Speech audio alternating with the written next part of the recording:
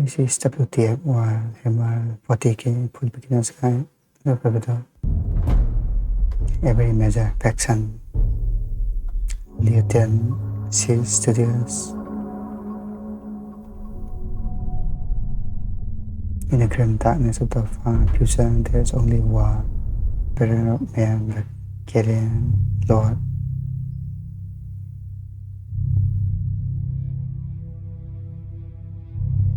Then you will not be missed. Primer. Welcome to the first in my series of primers focused on the universe of Warhammer 40,000.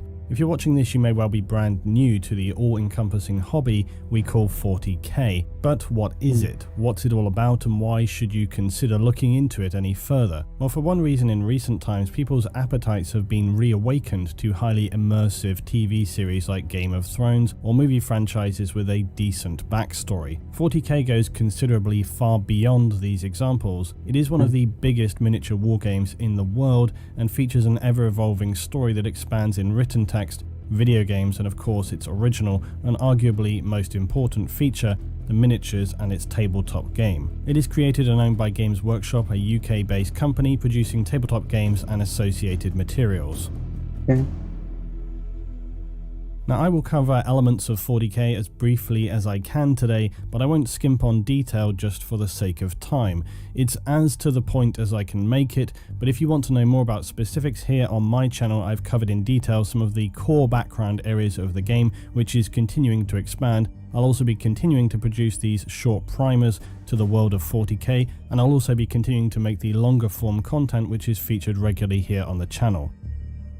Often referred to by those already consumed by Warhammer 40,000 as the hobby, 40k is not one thing to one person. It is a highly detailed narrative spanning multiple empires, from world-ending galactic campaigns to lowly individual soldier stories. It is a series of usually middle-of-the-road video games with a few standout gems. It's a hobby of addictive miniature painting and crafting, and it is a tabletop wargame now established for over 30 years. It has spawned a variety of smaller games designed to be played without acquiring a huge army, games like Space Hulk, Necromunda, and Kill Team, and these often require only say 6 to 10 pieces per side and are very accessible for new players, whereas standard Warhammer 40,000 tabletop may require larger armies with many pieces. Now, before we come to the lore, it is worth looking at the original tabletop game, as this will give you a better understanding of just everything about it. If you've never seen or encountered a tabletop game, this is not important, it's actually very simple. Usually 2 players will engage in a battle laid out on a table at your home or a gaming venue. The area of play will be set with terrain pieces, often crafted and painted by the players, and they will alternate turns moving their miniature soldiers or vehicles, and will resolve engagements through random dice rolls according to specific rules and combinations of preset unit stats. There may or may not be a mission for one side to achieve, and these games can be highly strict or open to player interpretations. Players will usually paint their miniature soldiers for use on the battlefield,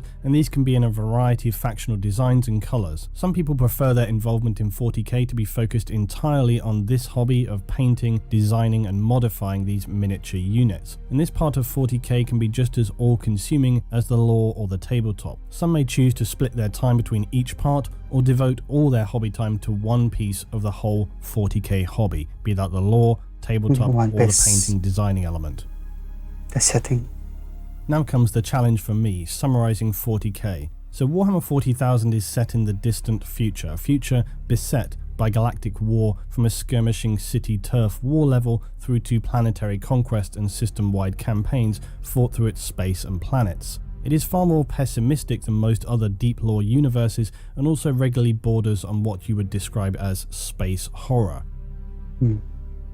Now, 40k is primarily focused around humanity, which has through many thousands of years achieved an unimaginable level of technology, and then lost the majority of this zenith through a devastating war. Humanity after this ancient war was left broken and fragmented across the galaxy. It would be later reunified by one godlike individual known as the Emperor of Man, and he would set in motion the new order for mankind known as the Imperium of Man. But a devastating civil war known as the Horus Heresy would befall mankind before the Emperor could complete his goals for humanity, and he would instead now become a living corpse enshrined on Earth or Terra. Humanity would become shattered by this civil war, and after a slow, painful recovery, it has become for the longest time a stagnant civilization. Suffocating under its own bureaucracy, the Imperium has begun making the smallest steps toward advancement in the most recent days of its history, but it still stands as a strange juxtaposition of ancient tech that is beyond the comprehension of many of its citizens. It is a weak and precarious civilization, simultaneously able to wield immense military power. Humanity itself, through thousands of years of conflict with alien races who are more often than not excessively hostile, has become a highly xenophobic race. It views almost all other races as needing to be exterminated and has almost no morals or ethics as to how this is to be achieved. The galaxy-spanning empire of humanity is essentially a totalitarian state that worships the Emperor of Man. The Imperium of Man has large, if not complete, control over its citizens, including many aspects of their lives, economy, social life, education, private lives, science, and indoctrination into its ideology. Any who are not seen to be a follower of the Emperor may and will be persecuted as heretics, and this is often largely open to interpretation and leads to large-scale abuses of power and executions. The Imperium uses this deeply entrenched worship and imperial ideology to control and mobilize mass populations of its citizenry for its armies like the Imperial Guard and Imperial Fleet. It also will utilize its citizens to fulfill whatever role is needed. These roles can, and often are, fairly unpleasant, especially when the rule of law is often severe and absolute. Humanity also wields in its arsenal the Emperor's greatest gift, the military sledgehammer known as the Imperial Astartes. These are the iconic Space Marines, genetically enhanced superhuman warriors who represent the pinnacle of human modification and military power. Their forces have access to some of the most powerful weapons and force multipliers humanity wields. Much of this tech is ancient and requires careful care and repair by specialists dedicated to retaining this critical knowledge. But as powerful as humanity is, even with its small progression in its most recent times, it still stands on the edge of annihilation by various alien races or entities. Humanity somehow has survived to this point despite being on an almost permanent risk of complete destruction and forced extinction. Within the lore, this has nearly happened on multiple occasions, and what is left of humanity now in the Imperium of Man are the remnants of those survivors, a highly ignorant, fearful people in a fairly constant state of decay where critical technological information is often lost. The Imperium and humanity's primary goals are to locate lost technology from the zenith period of mankind, known as the Dark Age of Technology, otherwise referred to as the Golden Age. It also focuses upon the continued defense and expansion of its territories, and of course the extermination of all alien races, known collectively as the XENOS. XENOS. The XENOS. Because humanity has become so violently and ignorantly xenophobic in the far future, it also has no qualms about committing planetary levels of genocide. If you're not human and don't worship the Emperor, then you are the enemy, a heretic, and must be exterminated. Diplomacy is almost not a thing for the Imperium, and the usual recourse is to just shoot on sight. In fairness though, there was a time where humanity had attempted a more diplomatic approach, but this over time has just disintegrated, with most of its contact with aliens resulting in some kind of conflict. It now simply believes all other life must be extinguished, or at the very least dominated and enslaved for work or experimentation. These cases are usually quite rare. There are 6 other races that are seen as the enemies of humanity. Any of these factions can be played by you within the tabletop game of 40k, or models for collecting and painting. Some players will dedicate themselves entirely to one faction, building it up, fleshing it out to the limit of their model making ability, and others may have multiple armies of different factions. NECRONS. The NECRONS are a very ancient race, strange creatures that appear like metallic skeletons. They're actually formed of living metal. They span the galaxy and are in a continuing state of awakening from their tombs after many thousands of years of sleep. They seek to rebuild their empire and dominate the galaxy. One of their key abilities is that of reanimation. They can reassemble themselves after death and fight on. They're also generally mindless automatons. How this came to be is another story. Now, Games Workshop has seen fit to recently rename some of its units, largely it seems for legal reasons, but since forever this faction has been known as the ELDAR. More recently it is known as the ELDARI, but basically it's the ELDAR. The These are derived from the elves of many more fantasy games and are basically space elves. Despite this quite simplistic analogy, the Eldar have a rich and tragic lore. Because of past disasters that have left the Eldar with no homeworlds to speak of, they now travel the galaxy in vast ships known as craft worlds. The Eldar wield powerful weapons, but are generally physically weak, and they also have immense arrogance towards other races. Their defining feature, and to some degree their biggest flaw, is that the Eldar are very powerful when it comes to psychers and psychic abilities drawn from the warp. The Dark Eldar are essentially space pirates who live lives of excess and sadistic torture porn. Anyone who looks like they're about to be captured by the Dark Eldar is rarely something that you would want to contemplate, and suicide would generally be significantly preferable. A faction of many faces and contradicting goals, Chaos is as its name describes, and it originates from the parallel dimension known as the Warp. And this dimension is a reactive plane of existence that absorbs the most powerful emotions and desires of mortal creatures. The reactive immaterium would lead to the birth of entities of godlike power, the Chaos Gods. They each focus on specific mortal desires. Khorne is the god of blood, representing war, rage, and hatred. Tzeentch is the changer representing ambition, scheming, conspiracy, and sorcery. Nurgle is the plague god representing mortality, morbidity, and despair. And Slaanesh is the god of lust, greed, excess, pleasure, pain, and perfection. The continuing desires and emotions of the galaxy's inhabitants sustain these entities. However, they also reach out into the mortal realm through their manifested entities made from the warp known as demons. And these hellish creatures are enough to send ordinary citizens insane on sight. They're backed by traitors to the Imperium, the corrupted Chaos Space Marines. The gods of chaos and their agents can also infect the minds of mortals, and often cults and worshippers may spring up on planets across the Imperium. This is again one reason why the Imperium of Man is so ruthless about purging heretics. While chaos itself in the material world appears as one enemy that simply wages war, it is in fact in an internal conflict within itself. Each of the Chaos Gods fights for domination over the others, and this occupies the majority of their focus and energy. Each god's ultimate goal is complete domination of the Immaterium, a goal which seems unattainable and dangerous to their own existence were it to come to pass. Chaos is one of the most varied and pervasive forces in 40k and has many forces operating under its banner, some dedicated to a specific god, others that simply worship chaos undivided. The Orcs. Now everybody knows the Orcs, right? Middle-earth and all that crap. Not these Orcs. These are more Mad Max Fury Road crossed with British football hooligans, and then you're in the right ballpark, also in space. Space Orcs are likely a genetically designed species focused for hyper-violence and to be almost impossible to permanently exterminate.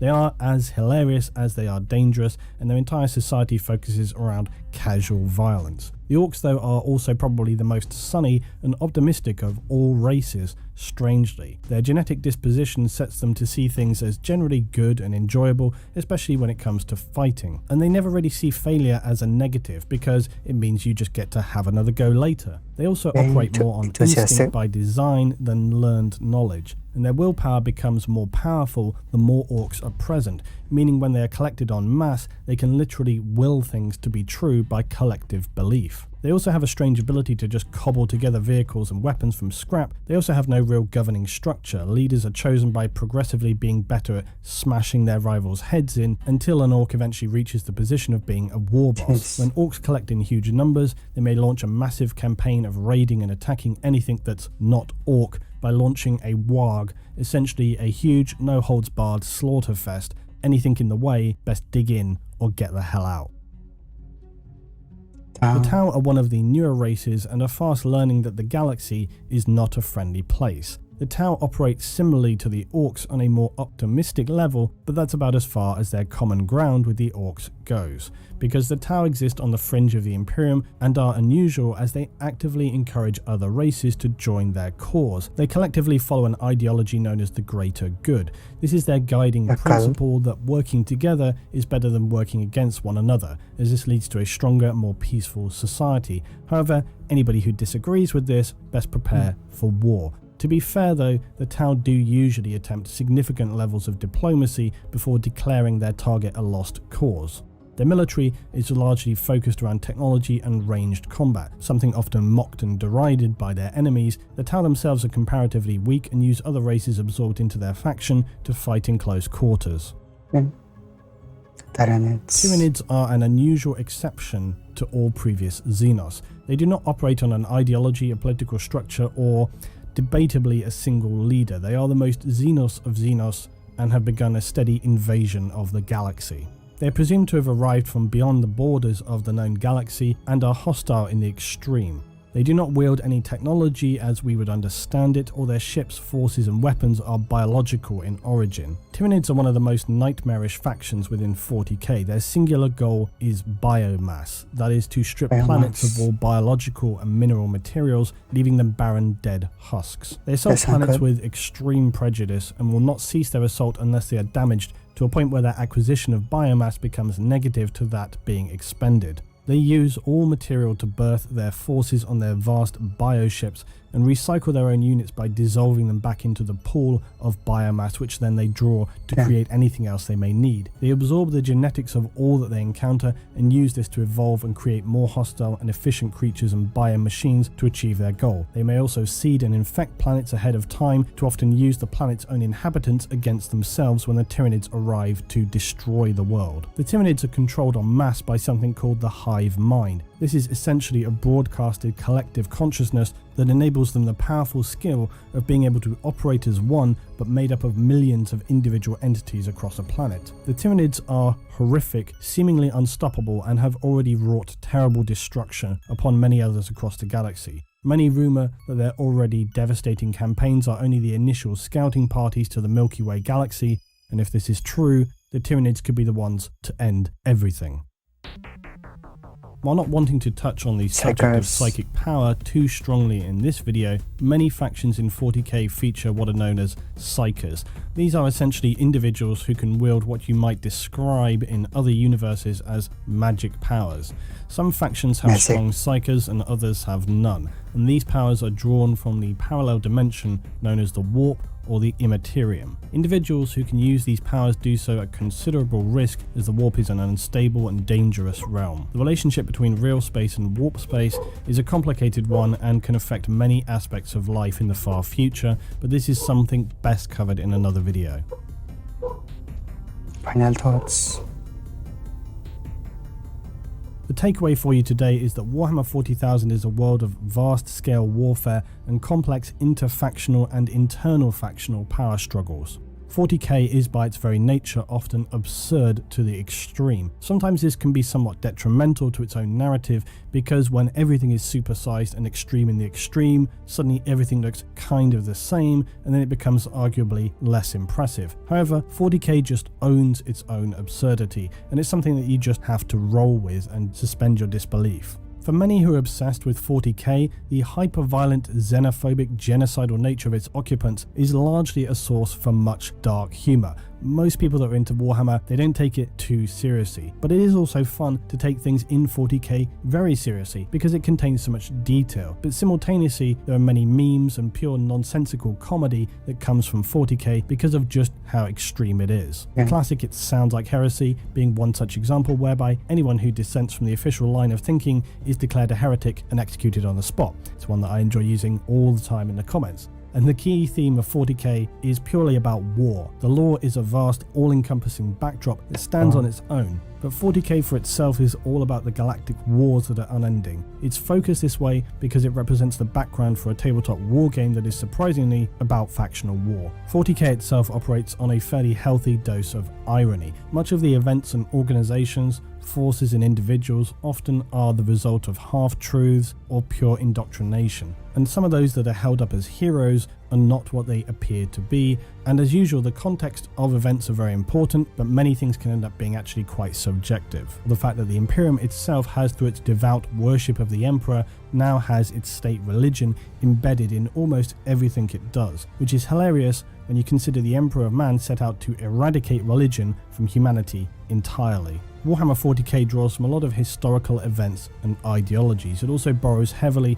from other settings like Dune, 2000 AD, Lovecraftian influence, obviously Tolkien, and even older texts like Milton's Paradise Lost and the Divine Comedy with Dante and the Inferno. 40k has continued to be fleshed out over time, and it shows no signs of abating. If anything, it's moving forward at a faster pace than ever.